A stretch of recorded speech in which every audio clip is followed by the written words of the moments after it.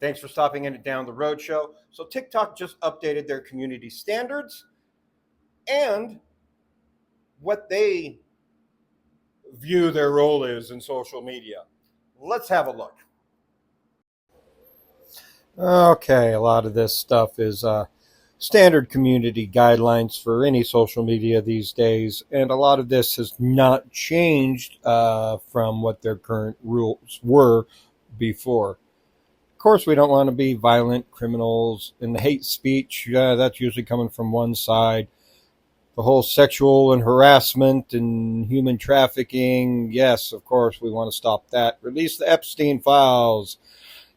And I don't understand how are we supposed to even do prevention of all of that when we have to use the word unalive and we're not even allowed to use the S word to talk about it? Like, that still doesn't make sense for community standards, but whatever.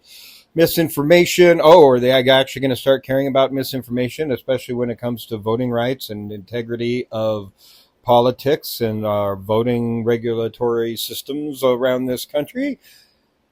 I seriously fucking doubt it. But I'm guessing, like I've said in the past, a lot of these community guidelines and rules are for thee, not for we, or we, not for thee. Basically for the left, not for the right, is my theory. Because I still haven't gotten my Instagram back. And I'm seeing a lot of similar guidelines that Instagram had recently put into place.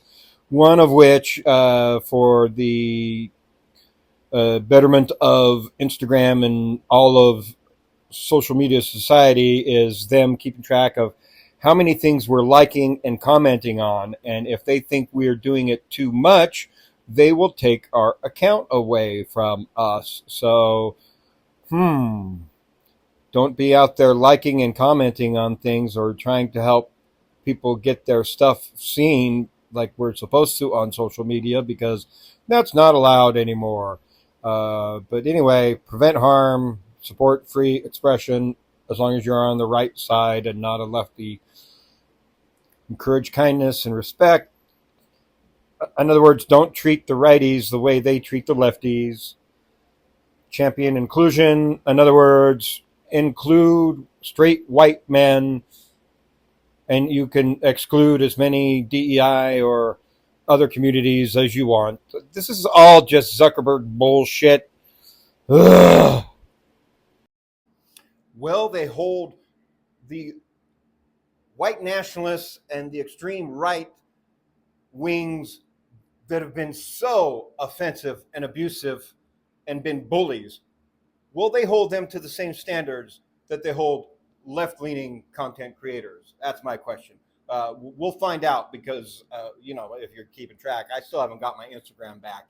And some of these rules are looking a lot like the Instagram rules, so that they can take away the accounts of content creators that Zuckerberg doesn't agree with. So, as usual, we'll see you down the road until Zuckerberg decides we won't.